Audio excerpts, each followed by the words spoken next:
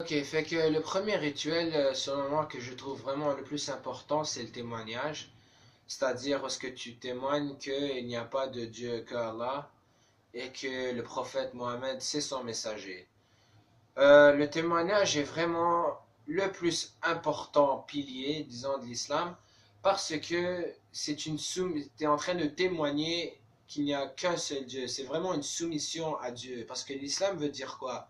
Le mot islam veut dire plein de choses, mais notamment la soumission. La soumission à qui? À Dieu. Fait que lorsque tu témoignes qu'il n'y a pas de Dieu sauf Allah, c'est vraiment une soumission complète que tu es en train de faire à Dieu. Et ce qui est vraiment la base de l'islam, c'est vraiment la soumission totale au Créateur. Ça, c'est vraiment le pilier le plus important. Après ça, selon moi en tout cas, c'est le zakat. Le zakat, c'est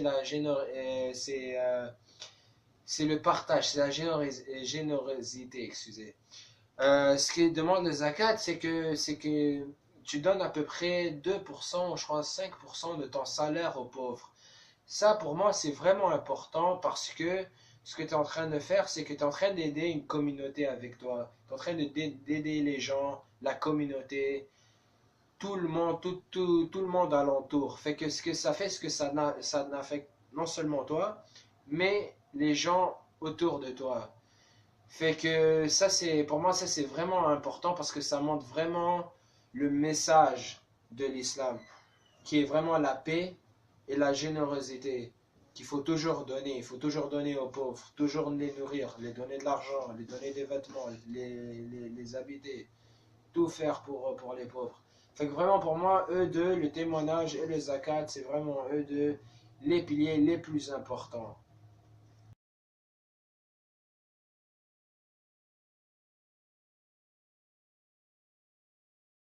Ok, la raison pourquoi le christianisme est très répandu dans les pays occidentaux, ça a plutôt rapport sur l'armée romaine.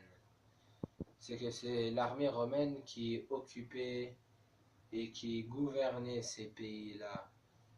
Puis le christianisme s'est notamment répandu par les légions romaines, les soldats romains, puisque dans le temps, disons, l'empereur ou l'empereur romain, les rois romains, ils étaient contre cette religion, mais il y avait des missionnaires secrets dans l'armée romaine. Puis c'est vraiment eux qui ont répandu le christianisme dans ces territoires-là, dans les territoires qui ont été conquéris par les Romains, c'est-à-dire les territoires occidentaux, c'est-à-dire toute l'Europe, une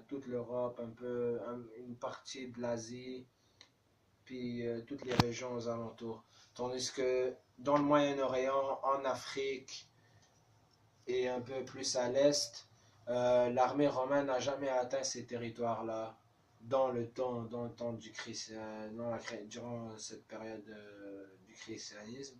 C'est pour ça que les musulmans ont été capables de répandre leur religion dans ces territoires-là, puisqu'il n'y avait pas d'armée opposée, puisqu'il n'y avait pas d'autres pouvoirs qui régnaient sur ces terres-là.